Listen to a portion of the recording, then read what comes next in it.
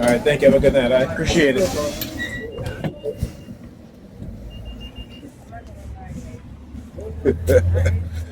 He stuck his middle finger out, so I had to stuck my middle finger out and raise it to his face. And he used her to target me. As soon as we get to the stop, she's like, "Oh, you know what's crazy? You know what's crazy? You know, like I said, they always looking at the chick that I just went into the Nigerian female that just went into the Burger King. Like I said, they always send these people to engage in the manipulation of the lives, right? That's okay though. They can try. One thing I'll tell you that I'm not backing down. I'll tell you that I am not backing down. You know, we got a saying, freedom or death.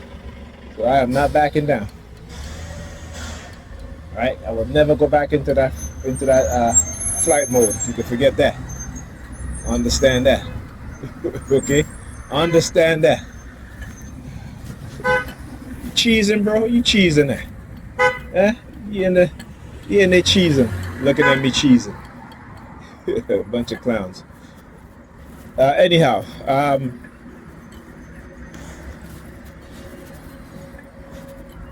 what was I saying?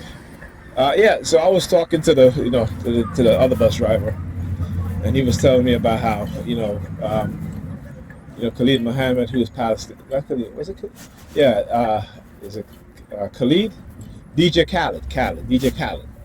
He's Palestinian, right? And yet, with all his money that he has turned his back on his own brothers and sisters, his own family, who may have been even killed or displaced. You know, these are the Europeans. You know, then he was talking about Ziggy Marley.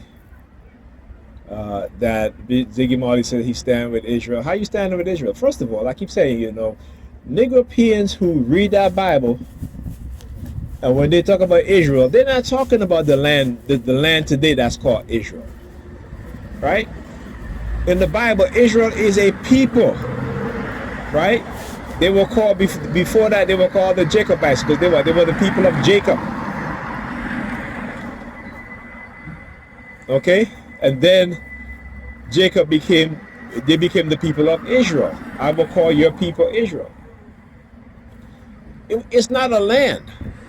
This land that you talk about there has no connection to any Israel in the Bible, because Israel in the Bible, it was not about a land, a geographical landmass, but it was a people who were called Israel. That's why they were called Israelites. All right.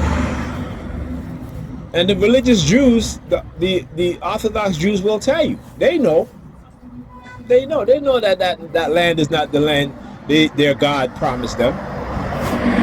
They know that. Right? Because if you go and you look at the description of what that land is, it's nowhere in Northeast Africa.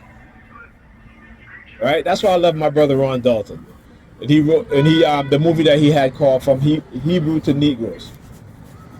Right? Because if you look at the Bible and the description, he gave very compelling evidence that, and of course we know that, and they know that the original Hebrews, those of the high priests that they talk about, and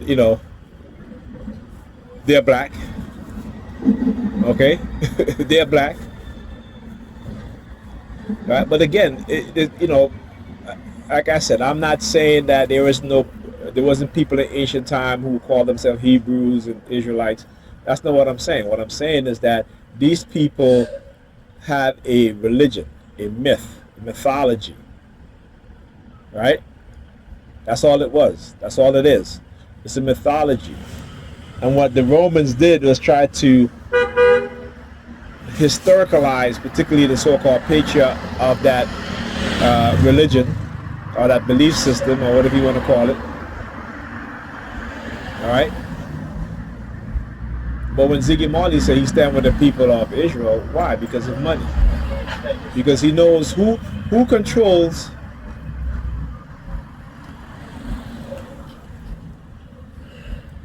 right? Who controls the music industry? Who controls the music industry? Who controls the streaming platforms? Hmm?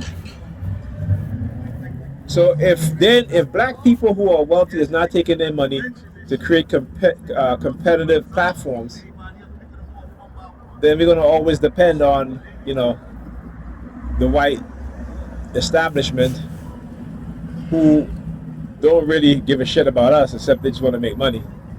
This is why you see the messaging in the music, particularly when it comes to black people, is so negative and so disparaging and so that's the word I'm looking for here. So destructive, right? And they know this.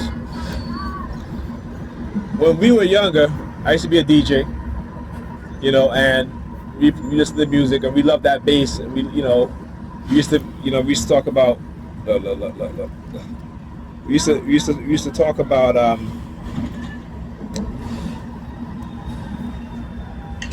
separating frequencies, right? And we were able to use our ear to fine tune, what we call the musical set, right? So you have your turntables, you have your EQs, you have your amp, you have your processors, you have your condensers, that sort of thing. Yeah, you have your expanders, right? So being able, and then you have your highs, which is the upper frequency. You have your mid highs, you have your mids, and you have your low mids, and then you have your bass, and you have your low bass. So to be able to use your ear and to fine tune your equipment to where you say, okay, I'm satisfied with how it sounds, right? But we had no idea how frequency affects us, how sound frequency affects us, right? There's an article called "Sound as a Weapon," right? There's an article called "Sound as a Weapon." And then when I read about the CIA culture wars, particularly how they infiltrated, how they record labels, and how they, some of the people that owned these record labels came out of the CIA or who had friends that worked within the CIA, so they were studying all these things, right? So when they were able to, we was talking about how subliminal messages are being embedded in certain types of music, and you can see that because when you play back certain type of music, you can actually hear the subliminal message, right? So it shows you that they have been studying the science of these things for decades. This is nothing new. Like your cell phone can be used as a weapon. Your cell phone have a radio receiver and transmitter. That could be weaponized against you. You understand?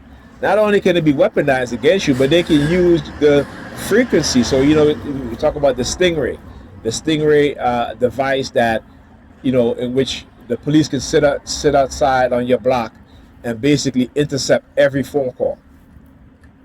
Which I'll show you guys, because I have, whenever I'm talking to the TF from California, we talk about certain things, or whenever I'm trying to get in contact with my son, particularly after school, when I don't hear from him, I will get a message saying that that voice service is not available. I'm like, why? I was just on the phone, right? And also lately, what they've been doing is when me and Alda from California, the TF from California, we're discussing certain things.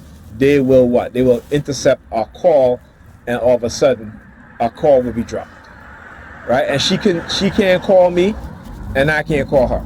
So I text her, and what I do is that I take a screenshot.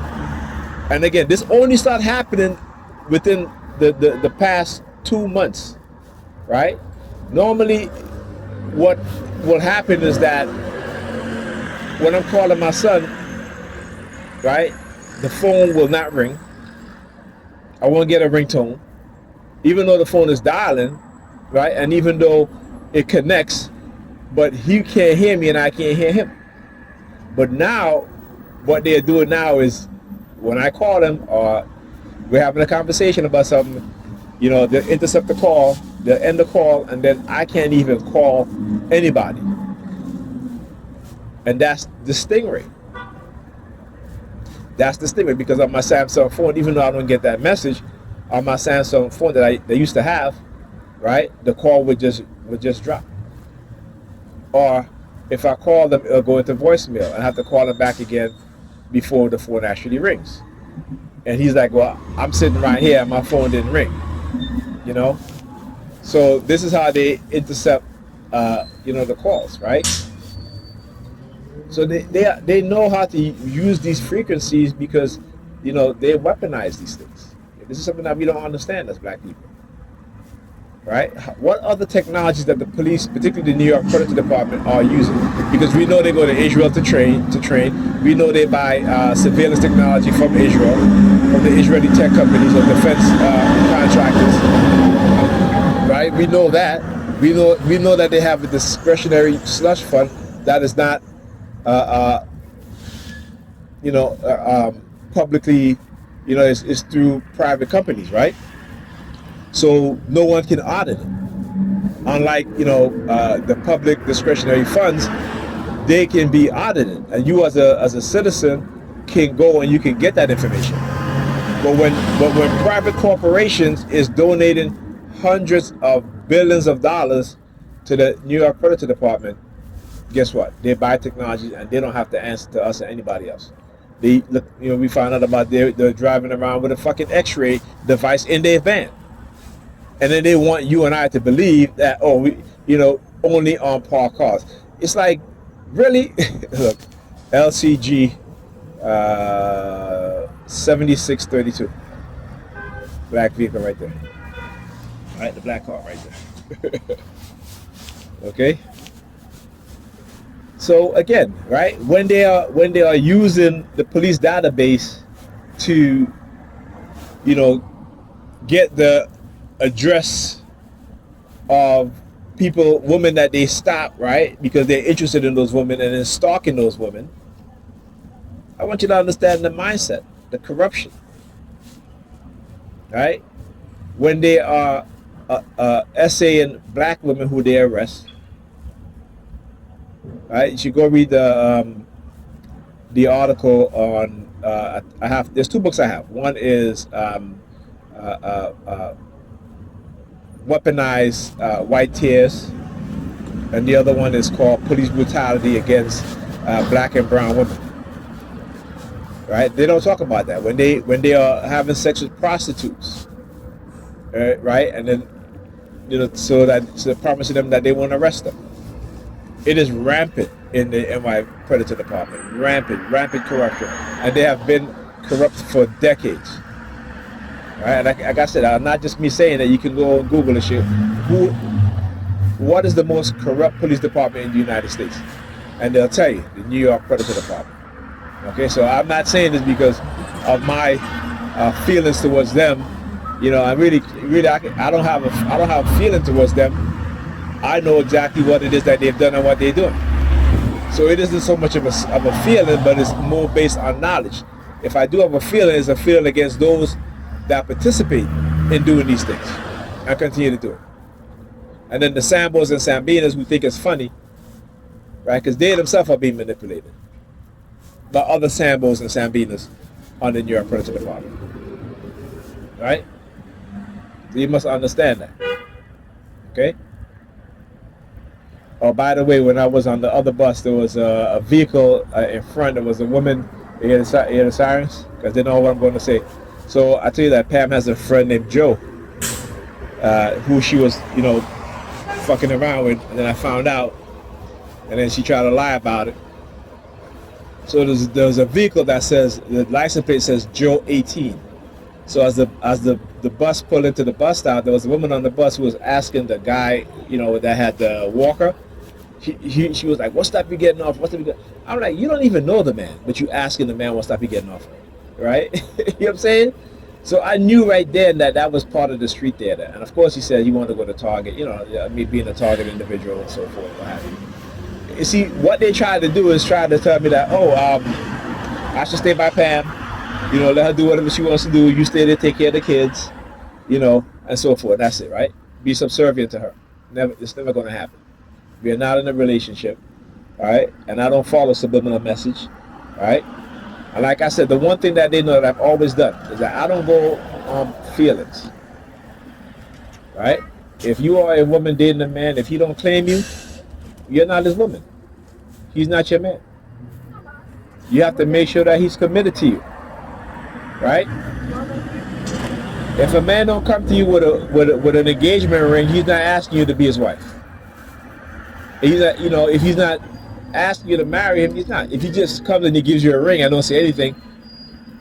What does that mean? But what they've done is condition black women into believing and going with their feelings all the damn time, right? So they go by their feelings, right? They go by how they feel. They don't think. So then they raise children that don't think, only want to feel and believe. That's why young black men today are more emotional than any other time. The feminization of black men, in particular, it goes against the black community. It goes against black women, and it goes against those men themselves and their children.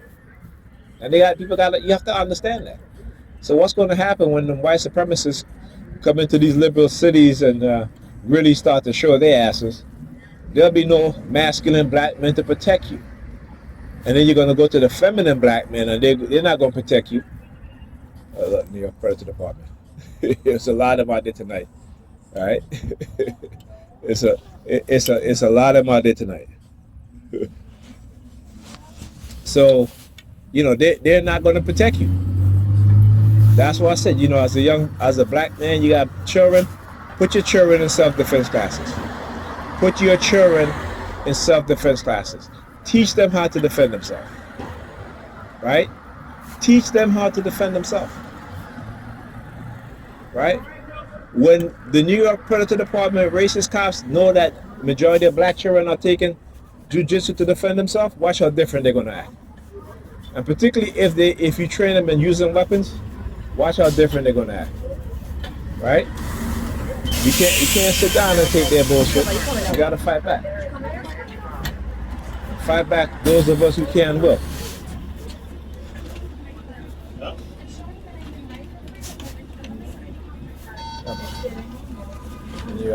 The New York Pussy Department. That's what I call it.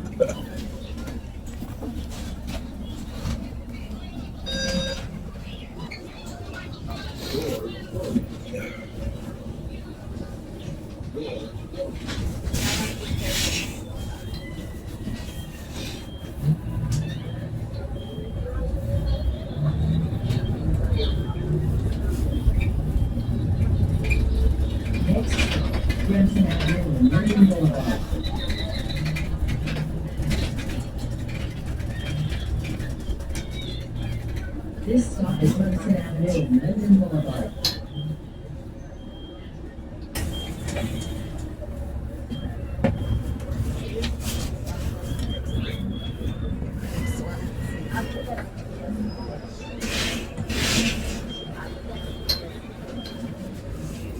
Anyway, talk to you guys.